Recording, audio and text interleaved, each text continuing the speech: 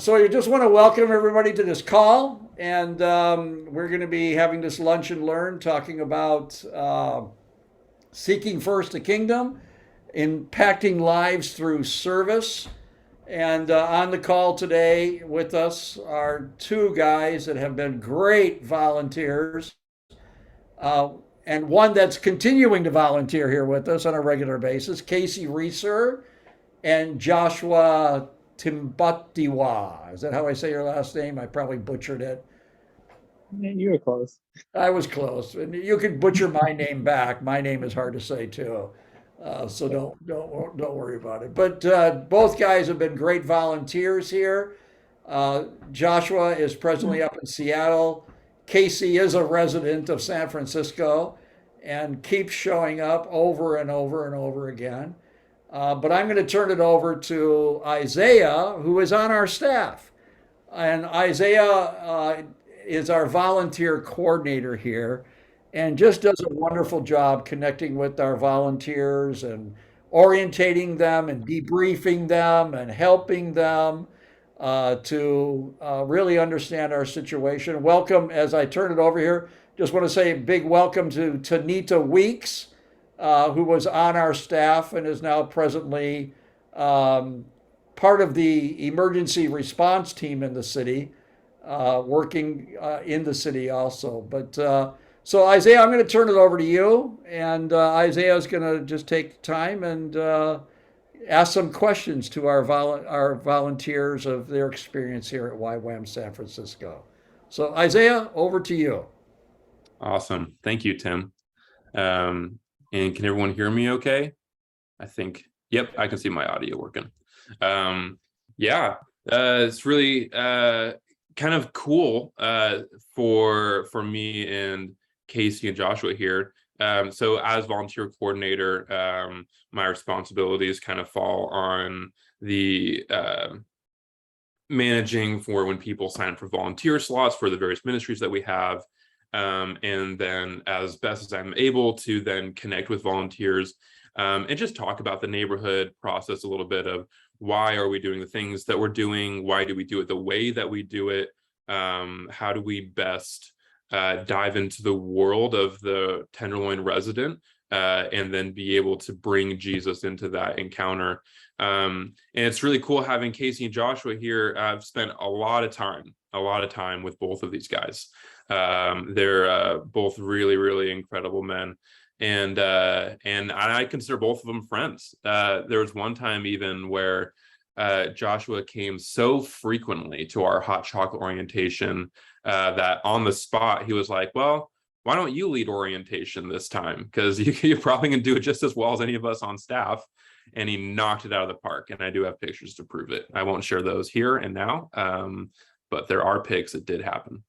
Yeah, and so it's really cool just to kind of to touch base. And even though it's a little bit sad, we lost Joshua to Seattle, but really awesome to just have him here to just talk and reflect about just experiences that we've all had here in the Tenderloin. So yeah, got a few questions that we'll go through, kind of guide our conversation a bit.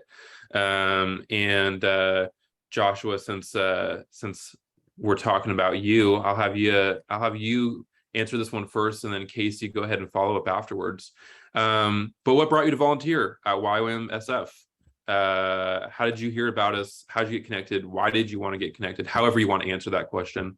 And what ministries were you involved with when you did come to volunteer? So this question requires a little bit of context. So I'm Joshua. I'm originally from Kampala, Uganda, and I was raised in the church. But I always tell people that like when you're in Uganda, it's very easy to just like coast on other people's faith. So mom and dad pick you up, grab you, throw you in the car to take you to church every Sunday. Like it's just expected of you. And when I moved to the US, I sort of had to go on that journey for myself, deciding on what my faith was, what does it mean to actually be a Christian when I don't have someone hounding me to go to church, to go to fellowship. Um, And so I went to college and I was part of a small ministry there. And that was, I think, the foundation of just like doing things yourself. And then YWAM in particular is very funny. We all have a mutual friend named Chrissy who showed up to my fellowship group on a Tuesday and was just like, I don't know why people aren't volunteering like at the YWAM. Like they do great work with the unhoused population. Why aren't more people there? And it's one of those weird moments where I actually didn't have an answer.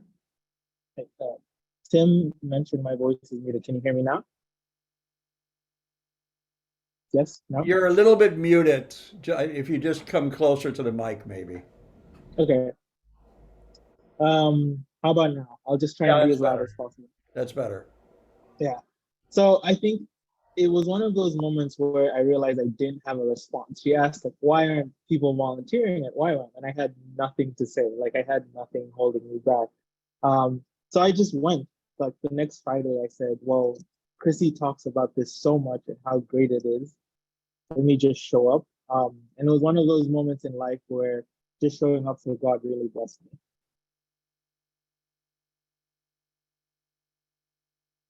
Awesome. Thanks for sharing. Yeah, moving over to Casey, how did you get involved with YMSF? What ministries were you involved with and are currently involved with? So I moved to San Francisco, and I'd always had kind of a passion for serving in different capacities. At my church in LA, I was serving in the youth and enjoyed that to a certain degree. I've always served because I know that's what God wants us to do, regardless of how you might feel at the time. And so I came to San Francisco and was looking for an area in which I could get plugged in, meet some people, and serve. And I tried a few different volunteer events, and I was attending Reality SF at the time, and one of the partners is YWAM. So I thought, hey, I'll go and try helping out with the shower ministry. And so I went and helped out with the shower ministry, and loved it. I loved the way that YWAM interacted with the people, really humanizing them, not just having it be like some sort of like operating line and trying to shuttle people in and out, but really building relationships with the community. And so, as a result, I just fell in love, and so I continued doing the shower ministry for a bit, and started doing hot chocolate quite a bit as well. And then I had heard about this pop-up church service that was occurring on Sunday morning, and I was just trying to get involved, like in every way I could, with serving the homeless. Full disclosure: before I moved to San Francisco, I did not care about the homeless, like no more than like probably the majority of people do. In that, like, yeah, it's a bummer. Here's like $1 if I have it, and kind of like walk away. But like when I moved to the city, like God really broke my heart for the people, and made me just want to like devote as much time as I could for them. And so so it just became a real passion of mine to try to get involved in any way I could, and with YWAM specifically, just because of the way I saw how they loved on the unhoused neighbors.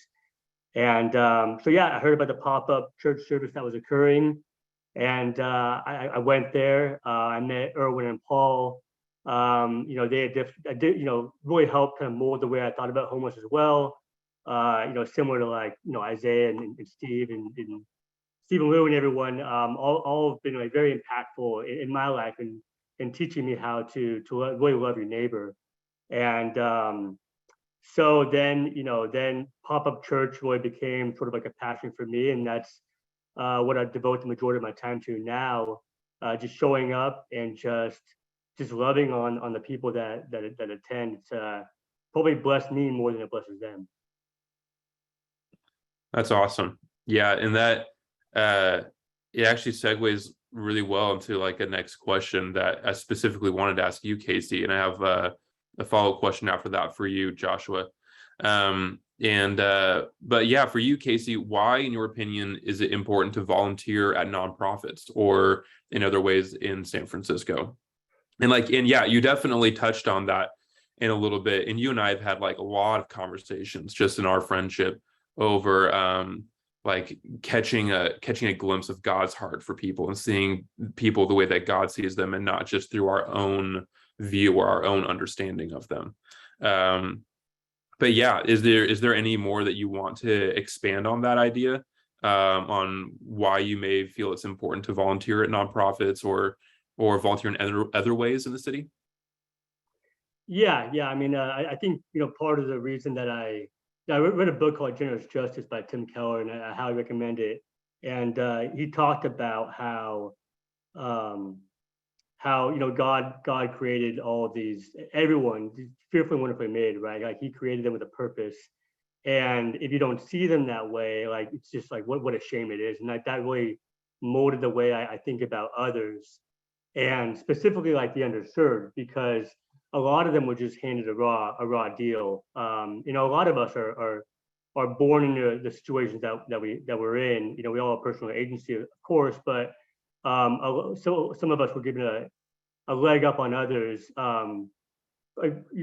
For lack of a better word, like sort of unfairly, right? Like there's no reason why I should be in the situation I am versus this other person. So that, like, God really changing my heart that way and making me realize that like these are my brothers and sisters in Christ, and just having compassion for their situation, realizing that like if they could be in a different place, right? They could have a family and like a white picket fence, like they would, and now they're just in this situation that seems insurmountable, which is without Jesus, but it's just I've just like overcome with this obsession with trying to, bring a little bit of heaven to earth, and trying to help them realize that, you can't go back and reverse the past, but you can change the future. And it's maybe easier than you think. And certainly with support of YWAM and all that they do, and other, the body of Christ, like we can all move forward together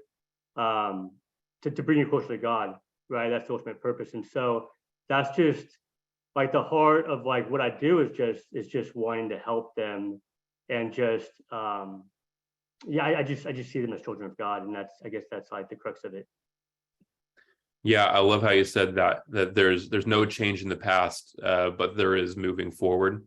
And I think a lot of times, I think most people, but especially the marginalized who are experiencing homelessness, very often their past is all you see on them. There is no, both for them and for people around them, there's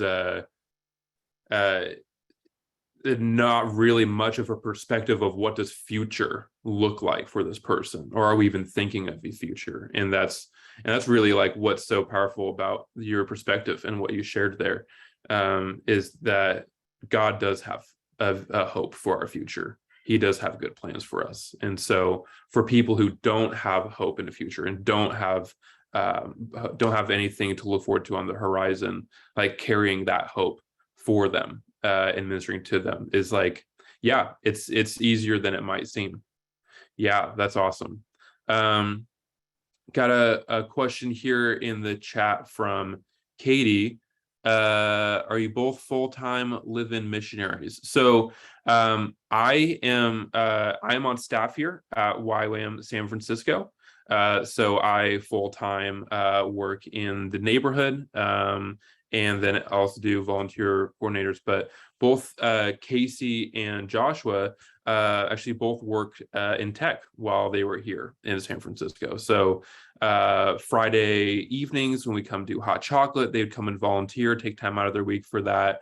And then Sunday mornings, Casey comes for pop-up church before he would go to his own church, because pop-up church decided that it's a good idea to have church at 7:30 in the morning, and people love it. But it also means that volunteers can also then go to their own church afterwards. So yeah, so Casey and Joshua are both just regular guys who love Jesus and wanted to get involved in their communities and have the time and the space and the capacity to do that. So I hope that answers your question, Katie. Yeah, for you, Joshua, and this reminds me of some conversation we had back in a coffee shop in the Mission, and I heard why was that you even do this, and that there was like a personal benefit for you. So the question I have for you here, what ways has volunteering enriched your life? Do you feel like you've lost anything by volunteering? And you can tackle that however you would like, but well, as soon as I read this, yeah, I just thought back to our conversation back in the Mission. And I thought, man, I'd love for Joshua to share a little bit on that perspective. Yeah, sure. So this one is a little interesting for me, and again, that's why I gave the context about where I grew up. We have poverty in Uganda, but the poverty we have isn't, and this is gonna sound surprising, as jarring, because I remember when I moved to San Francisco, I tell this story all the time. It's like my fun intro story. I came out of a building and there was a Ferrari, and next to the Ferrari, or whatever, it was a fancy car, was like a homeless person. And again, we have poverty in Uganda, but I had never seen it like so, like right in my face, that there are two worlds in the same city. They're right next to each other. They pass each other every day on the street, and they just don't interact. There is no interaction with the top and the bottom. Yeah, they're just stacked right on top of each other, but there's a hard line, just like you're saying. Yeah, and it for me, I think that blew my mind, in that perhaps maybe even back home I lived like that, not interacting with the poverty. And again, I'm Christian. I believe Christ sees the good in other people, but I started to ask, why am I here really? Like I guess as a foreigner, you always ask that question. And working in tech, again, you can definitely isolate yourself in that bubble. You can choose not to see it and live this great life where you don't have to interact. But I think for me, it's when I did step into YWAM and did step into the volunteering was when I felt very cliche, most alive, most close to the heart of God. I told Isaiah this, is like, I feel like I've been blessed way more than the people I help when I volunteer. And I don't mean that facetiously. I don't mean that like it's a cool thing to say. It's generally strange when you feel like you're close to God. I felt like I always knew about God, in that I'd read my Bible. I had heard about all these incredible experiences other people had had with him. Africa is kind of weird, where we even have like spiritual things, like people been healed, people like can hear again. And I don't know how much I interacted with that, but it wasn't until I started volunteering with YWAM and like just talked to people, sat down with someone who was going through a really tough time in their life and had them love on me, right? Like here I am thinking I'm walking into this situation to love on them. I'm here to give them hot chocolate. I'm here to show them the love of God.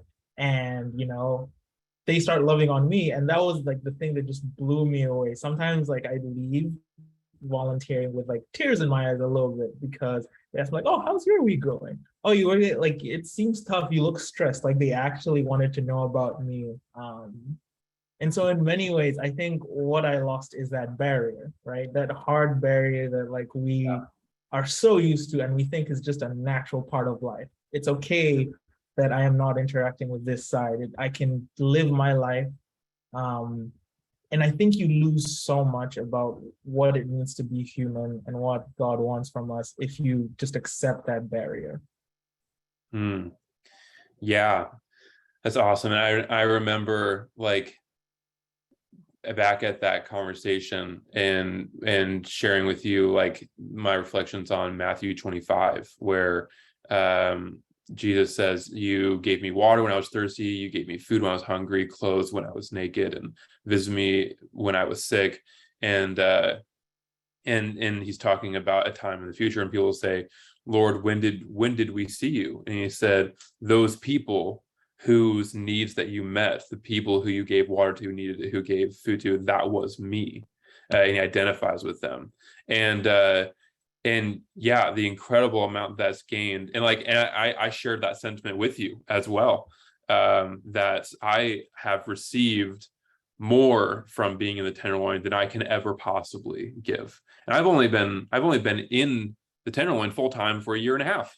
And I can't imagine the debt that I'm going to owe this place by the time that I'm done here. In 50 years, is my contract 50 years, Tim? Okay, so I'm at 48 and a half to go still. Right. Okay. Got it. Yeah, but seriously, yeah, the depth of being able to connect with Jesus in a way that I'd never known, and that, like, literally being able to interact with aspects of Jesus through the marginalized, and you realize he was pretty serious about that passage and how he identifies with the marginalized. Yeah. Awesome. Thank you so much for sharing, Joshua.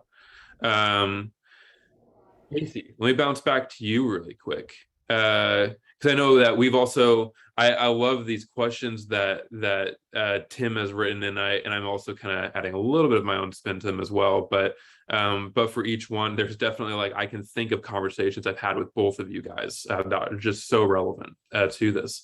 But are there days where you didn't want to volunteer, Casey? And I know from conversations with you, I know the answer is certainly yes.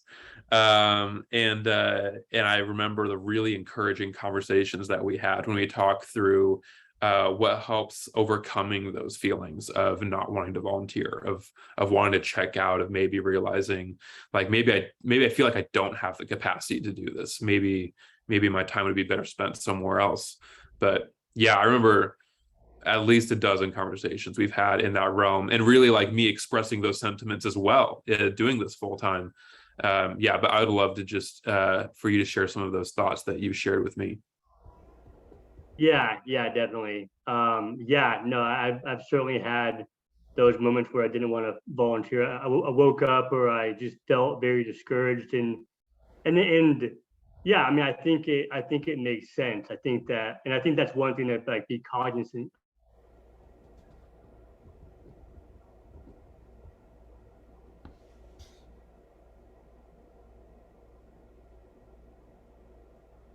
May have a brief lapse in internet connection. I think Casey froze.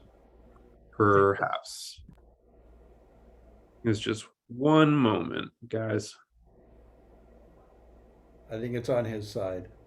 Yeah, it is.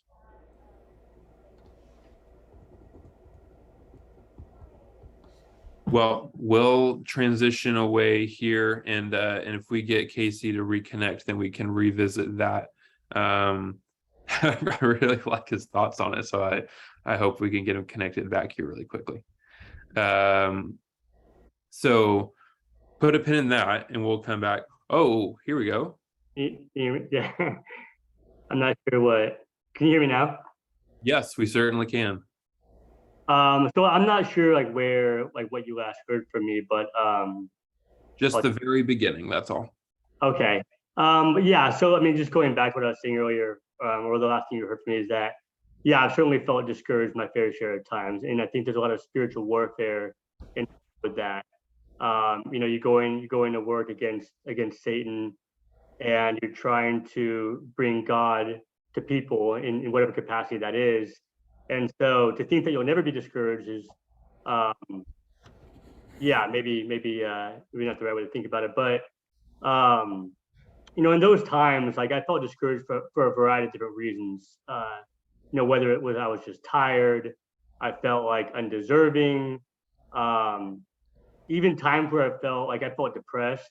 So it's like, how can I go and tell people about the joy of the Lord when I don't have the joy of the Lord with me right now, right? And it's just, in those times, I mean, what I do, like, whatever you're dealing with, right, you can address in any which way. But in those specific times, I've always just gone, you know, gone to prayer, gone to the Bible, reached out to friends like Isaiah, and just, like, voiced what I'm going through, and like, I've always, you know, it always ends up, you know, being convicted to just follow through with it. And, you know, I heard a pastor one time say that if you're ever conflicted about, like, what you should do, just do what you think Jesus would do. And, you know, I'm very convicted that, you know, Jesus, for the majority of his time here on earth, he spent serving the underserved. And so whenever I feel conflicted and I'm not sure, I just go and serve, because that's what Jesus would do. And I've never regretted it. I mean, it's always been very uplifting, you know, like Joshua said, it like and in those times, I'm oftentimes, those are when I find myself being blessed more than the people I'm trying to bless, because that's when I come away feeling just so redeemed, so loved by God, so encouraged. And I think to myself, like, man, I can't believe I almost didn't come. Like, it's crazy. But yeah, I think in those times you just go to God, and you just, because it is like spiritual warfare. Whatever you're thinking, it's just the devil trying to get to you to impede further in the kingdom. And so I've just felt like, I told everyone this, you know, I actually walk to the Tenderloin when I go there to volunteer at YWAM. Take a 30 to 40 minute walk, and people try to offer me rides sometimes. I'm like, no, like I need to pray this time when I go, because I cannot do it on my own. Like, God has to do it through me. And if I don't pray, like, who knows what could happen there. But I just need to just make sure I'm aligned with God, and I feel so confident going in after that, you know, just knowing God's by my side. He always is, but there's just some amount of confidence with the amount of prayer that goes into preparing yourself spiritually for that situation. And so I find a lot of comfort in that. Yeah. And I definitely can think of dozens of times where I, in my own strength, I don't feel like I have the capacity to give. But there's the willingness. And in those times, it's actually very dignifying with the people who I have established relationship with. I remember last year, my childhood dog, who lived with my parents after I moved out west, she was getting very old, and the time came where she needed to be put down, and she was in a lot of pain, and she'd had a very long, very happy life. But that time had come to an end, and I sadly was here in San Francisco, and I didn't get to spend much of that later part of her life with her before she passed. And you know, it's a dog and it's not a person, but there was a long time where that dog was my favorite living thing on the entire planet. And so there was a real grieving process. And I kind of needed to be at YWAM. Like, we were short on people. I needed to help run showers on that day. And so I was like, okay, I'll go down and I'll just clean showers. I'll try to avoid talking to people. I'll try to avoid, you know, really having to be super present or whatever. And I'll just scrub showers and then go home. And because I was willing, I showed up. My friend Benson, actually, he noticed that I seemed more somber, and he asked, like, "Hey, are you okay? What's going on?" And actually he took the time to console me and grieve with me, and that was something where I was just so amazed that I didn't have the capacity to give emotionally on that day. I was in a state where I needed to receive, but I was still willing to be there with my community. And then it transitioned to the state where now I'm not really volunteering to serve the neighborhood, but now I'm living with the neighborhood, and we're bearing each other's burdens. And it kind of transcends past the structure of volunteer and recipient of service relationship. Yeah, that's awesome. Thanks so much for sharing, Casey. Let's see, where are we at? Yeah, Joshua, let me ask you, what have you learned about the Tenderloin as you have volunteered here? Specifically, what has surprised you about the Tenderloin in the time that you volunteered here? I feel like this is a pretty good segue actually to what you just said about transcending the boundary of volunteer and, you know, received. The Tenderloin's a community more than it is a place. It is a physical space, but I think the thing that amazes me is that very often people know each other and like know each other, and they will remember you. I remember I thought my job was to just show up and hand out, hot chocolate. People will start remembering you. You'll be walking some other time, like something totally unrelated, and you meet people you'll know, and very quickly it'll turn to this place that's scary and alien to just a community like any other. And I think it's that community aspect also which helps. I think Christ can thrive there. It's that conversational piece, the fact that people are so willing to sit down with you. Again, like when people talk about the Tenderloin, and I find this very sad, having finished, volunteering, is they talk about it like this scary, terrifying place. Don't go to the Tenderloin. Whatever you do, if you can drive around the Tenderloin, you should, right? Like avoid it at all costs. But when you step into it, you'll be surprised. Most people are just normal people. They're down on their luck, but good days, bad days, it's a community. And even back to that piece about wanting to volunteer, I mean, obviously I too sometimes didn't feel like it, but because you show up and you meet friends, like people in the Tenderloin cease to be unhoused people and they become your friends. They're just in different stages of their life. And that is the most beautiful thing about this place that has this sort of reputation for being, I don't know, the dredges of San Francisco. Yeah, that's awesome. And I like that forward-looking perspective that you shared. And in some ways, in some respects, like my hope is to actually get out of doing homeless ministry, because all of my friends end up not being homeless anymore. And we get to tackle discipleship and pursuing Jesus in new ways that are opened up now that we're not constantly battling against the struggle to survive. But we actually have stability under us, and we can seek Jesus together in stability. Yeah, I think it's so important to look forward. I have one more question here, and I actually would love to hear from both of you. But the question is, do you have a memorable or transformational experience that took place during your volunteering at YWAM? And just to give you guys a moment to think, but to share a little bit of my story and my perspective of how did I, a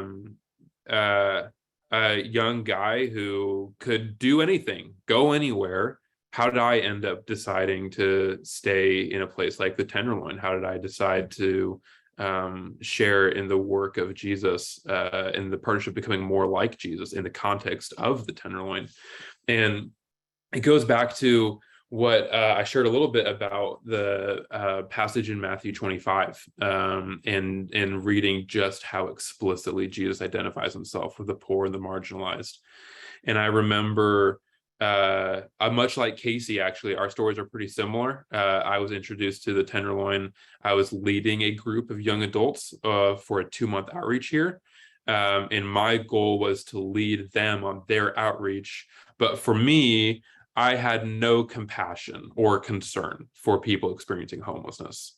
That was someone else's problem, someone else's work, not my thing. I was going to do something stupid like open up a coffee shop or a speakeasy cocktail bar back in Washington.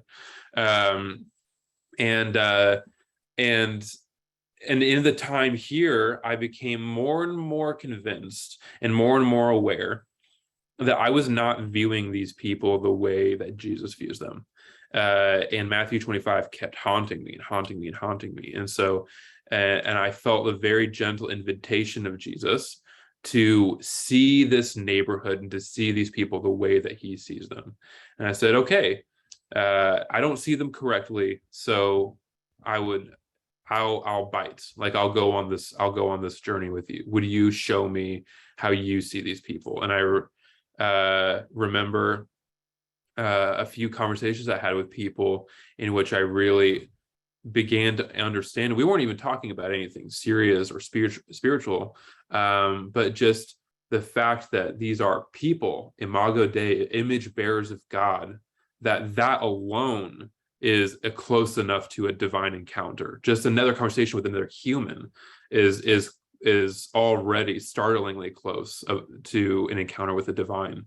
And then for Jesus to even more specifically identify and draw so closely to those who have been marginalized and outcast from society, and realizing that I, in many ways, was experiencing and interacting with Jesus in a way that I didn't even know was possible. And then from there, it ultimately was like, man, if this is what experiencing Jesus looks like, and if this is how close I can be to Jesus, who cares about a coffee shop or the speakeasy cocktail bar I wanted to open? Like, Jesus is much better than that. And I found him in the Tenderloin. And I wouldn't dare leave now that I finally found Jesus after seeking him most of my adult life to very little success. And obviously that's anecdotal and not broadly applicable. But for me, that was my story. And that's why I stayed. Yeah, so I don't know who has an answer ready first. Casey, if you're ready to go for it. But if you want another moment to think on it, then you can pass it off to Josh. No. I have an answer. I think, and I don't know if it's not like one moment in particular. I mean, there's like, it's just a culmination of all the moments, I guess, or every time that I have like some of these heartfelt interactions with the homeless people or the unhoused neighbors there. And it's just, I've told the people this before, that it's like I see myself in a lot of these people. And I think that's probably like one of the most shocking things that people hear. And it's like, but for me, I just see, I have like a somewhat checkered past, and I see like aspects of that past in them. And I see how I could have just as easily spiraled out of control and been where they are. And it just like makes me want to help them like that much more. And it's like that like in and of itself, like each time I talk to them, and it's crazy. Like it really is, hearing their story and then hearing how hard like their lives were and are and continue to be, right? It's just, it like breaks your heart, and you sometimes you just want to like take their place. And I always get like choked up. But it is those are the transformational moments for me. And I think that's when they talk about God breaking your heart for what breaks his, like I feel that's like the essence of it right there. Is just seeing them for children of God and who they are, who they were meant to be. Like every single person I see them as like an 8-year-old child with the future ahead of them. And it just makes me so sad to see what they're now. And so, yeah, I think that's it. Yeah, thank you so much for sharing that perspective. And it's that compassion, the compassion meaning to co-suffer, to see the suffering of someone in front of you, and to say, you don't need to suffer this on your own. I'll share the burden. I'll share the weights. Let's suffer this together, and also walk towards hope personified, which is Jesus. And let's walk towards hope personified together. Radically transformative. Yeah. Thank you so much for sharing your heart, Casey. Josh, what is a memorable or transformational experience that's taken place during your time volunteering at YWAM?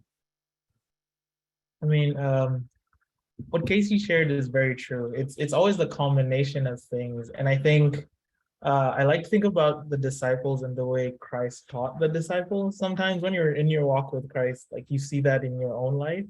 And I remember how, Peter was making a bunch of mistakes, and it's not that Jesus just fed him the answer immediately, right? Like he let him make his mistakes so that it would hit him later on.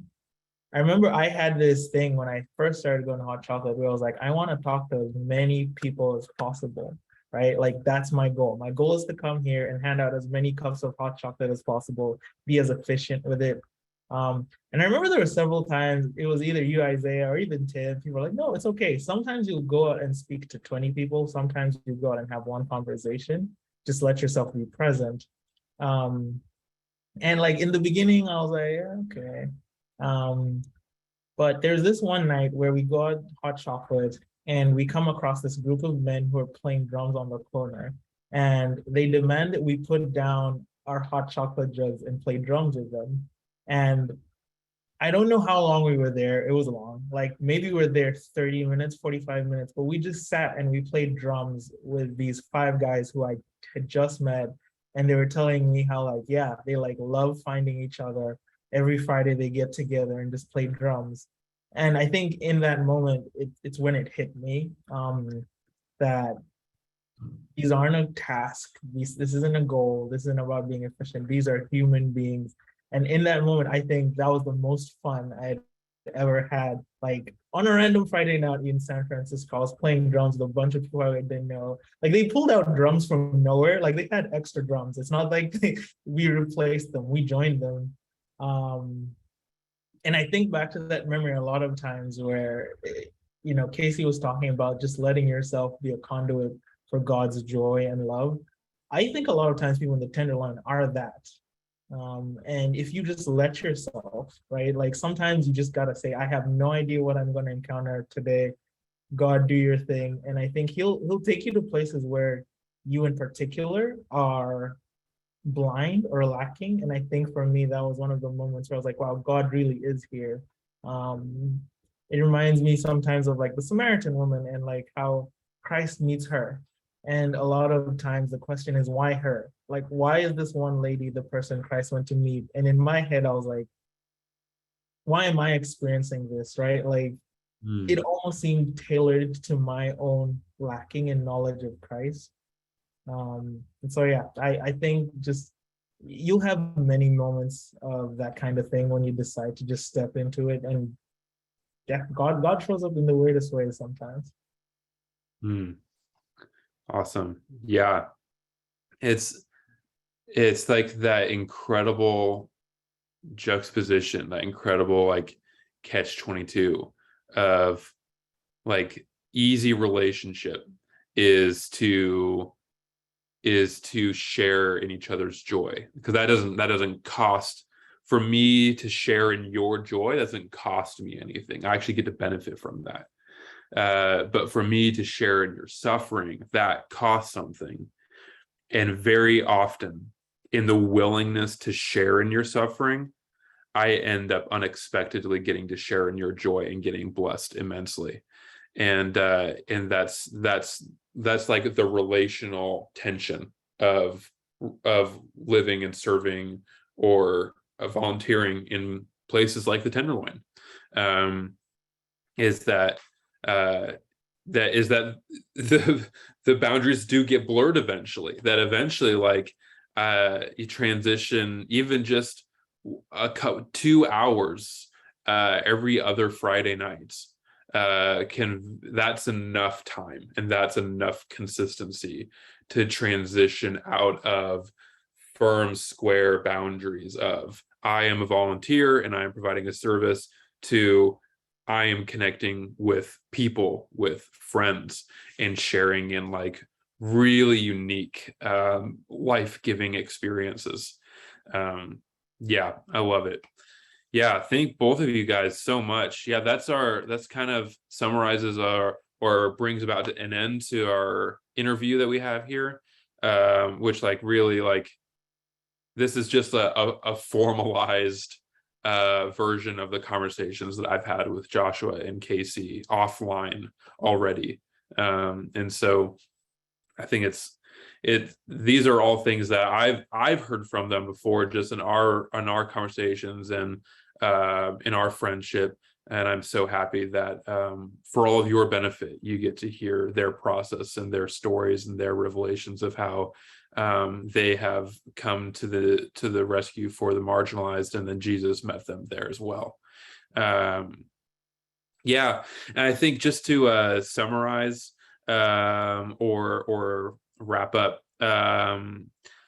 just to kind of talk about what volunteer opportunities do we have at YWAM San Francisco. So as has been mentioned, every Friday night we have our hot chocolate ministry.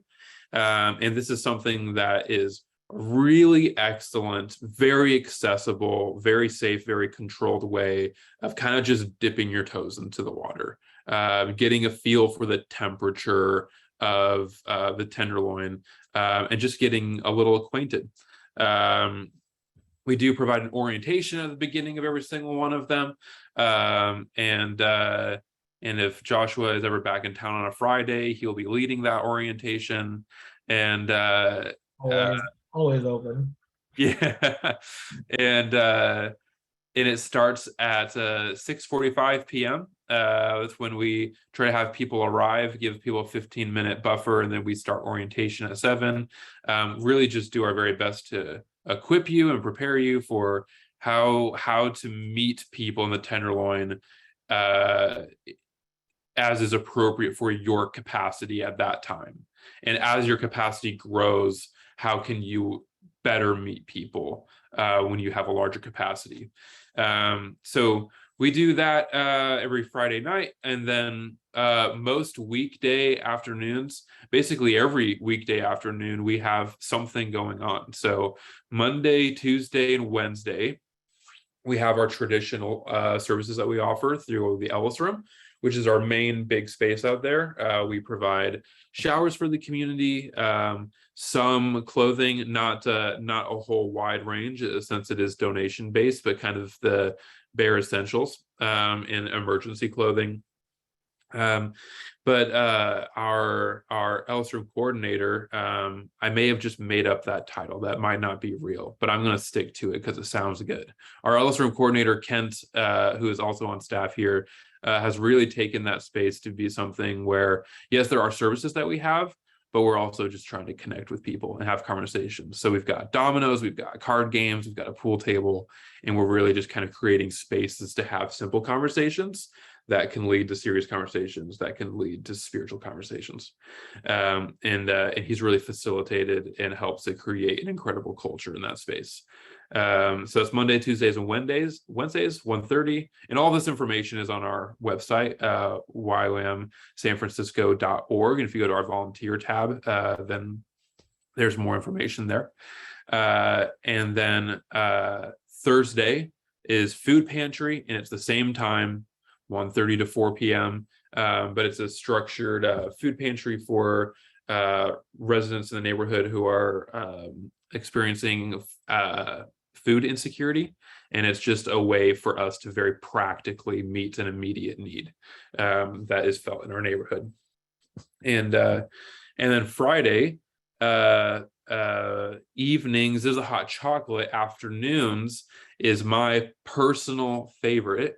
Is when we do the Ellis Room, but instead of offering showers and clothing donations, we wheel out a grill, and Kent, our grill master, has a whole bunch of pre-brined, pre-seasoned chicken, and last time we had lamb and ribs, and he fires up the grill, and we just have a neighborhood cookout. And we very intentionally designed this time and this space to not be a service time, but this is to be a neighborhood cookout where you can come, be a normal person, play games, talk with people, eat good food, and just chill out in a very safe and just normal space in a normal capacity. And so that's Friday afternoons at 2 to 4 p.m. And then Sunday mornings, which we mentioned earlier, pop-up church starts at 7:30, goes until 9. It's very, very unique. And that's ran by Erwin and Paul.